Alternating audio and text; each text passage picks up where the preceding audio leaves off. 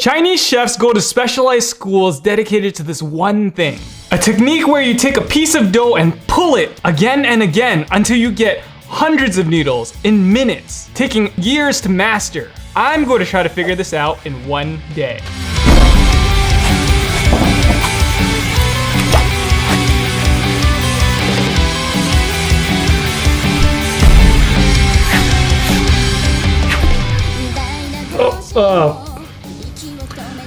Well, of course it's not gonna be that easy. Adding water to flour makes gluten, which makes the dough stretchy, but eventually it starts to tear. Apparently, there is a secret ingredient that makes the noodle stretch infinitely, almost. It's this, a rock. This is made from a plant from China that you burn and then splash water on it once it hits a certain temperature, and then it magically transforms into this, also known as Penghui. God damn it. And of course, you can't get this in America. Except there is one way around this. And it's in here. But first, science. Luckily on Reddit, somebody figured out how to make Penghui from scratch. That credit goes to Chinese Cooking Demystified or user Matham Chris. These chemicals might seem a little crazy, but you can actually get them all on Amazon. And they're used in kind of everyday food preparation. The secret is actually in these two ingredients. But first, sodium chloride is just salt. Sodium bicarbonate is just baked baking soda. Ramen is a noodle that uses sodium bicarbonate in order to give it its chew and yellow color.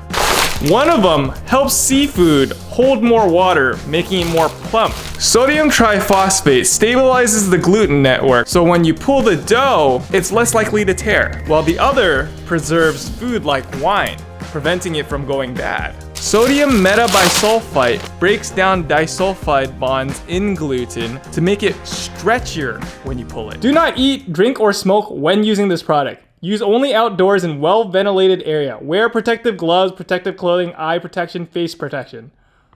What? First, we're dissolving salt into water just so we can boil all the water out again in order to make the smallest crystals we can get. Then we're baking everything in the oven for an hour or two until it's completely dried out. We're also making sodium carbonate from baking soda by putting it into the oven until it loses 1/3 of its total weight. Then we're gonna pound every ingredient in a mortar and pestle until it's a dust. And pass it through a fine mesh sieve in order to make sure it's a similar size. So it mixes and disperses evenly in the dough. We're making sure everything is mixed by putting it in a stand mixer with a paddle attachment or a food processor and blasting it for 30 minutes. I also forgot to mention that everything needs to stay extremely dry because if water gets into this at all, the mixture starts to degrade. So I'm storing it with food-safe silica gels. That is the easiest part of the recipe.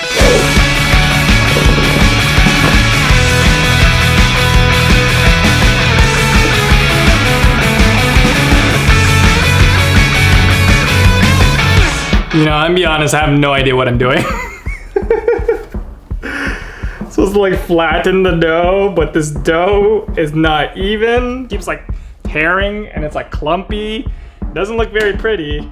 There's a specific way of kneading that allows you to align the gluten structures straight enough for these noodles to pull. You're supposed to roll up the dough into a log, pressing it flat, and then using the heel of your hand, pushing the dough and then rolling it back up, and then switching your hands, doing the same thing where you push the dough flat, roll it back up. Push, make a thing, roll it back up.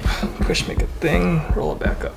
And then you're gonna repeat the whole sequence starting from the beginning of the dough until that dough turns into a little snake. Oh.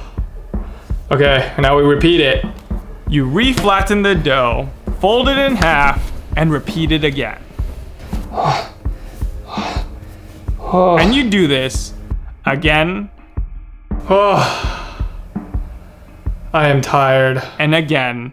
Dude, if you didn't have carpal tunnel, you would definitely get it doing this. And again. I haven't even started stretching the noodles until your arms fall off.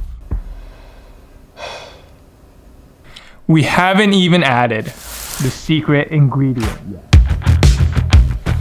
Flatten the dough with crossed hands. Switch it to even it out. Mix some penghui into some water, making sure everything dissolves. Splash it onto the flat dough. Fold it into thirds horizontally, then vertically. Then, make that worm all over again. Flatten it, add penghui water, repeat. It's finally time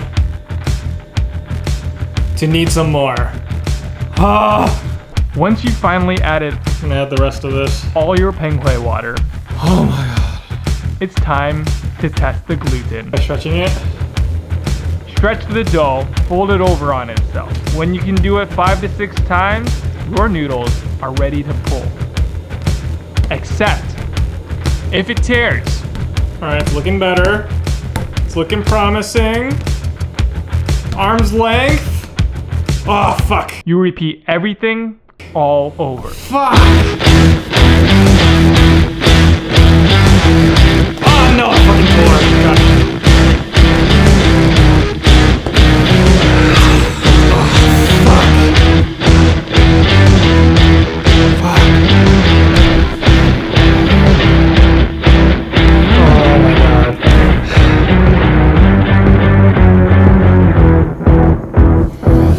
Fuck.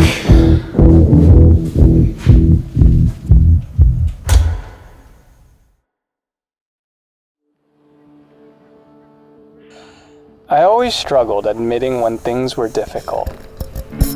I'm not gonna knead the noodles for like 2 hours. I'm just gonna let it rest and do its thing and see how that turns out. Everyone I looked up to always made what they did seem so easy. Okay, time to let it rest. So I always put on a smile and said it was no problem, even when it really wasn't. Okay, we're doing the abacus fold. I'm just gonna immediately put the penghui and not do that crazy kneading for 40 minutes. And I'm just gonna let it rest. Eventually, I stopped trying things that were hard and ended up stuck. I'm a lot more scared today. That's when everything started feeling difficult. It wasn't until I gave myself permission to do something different that something inside me started to change. This is hard, and that's okay.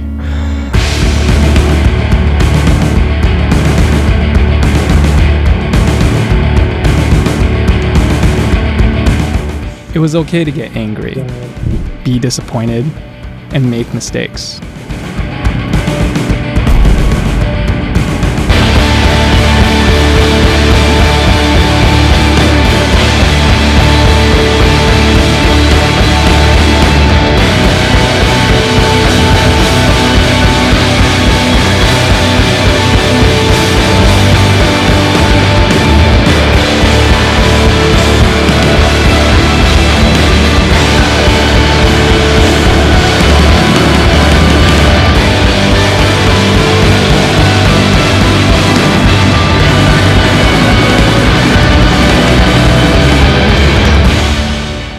Every struggle gives you an opportunity to grow strong.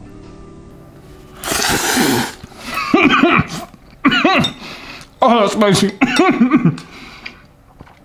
But it's so good. Have a good day.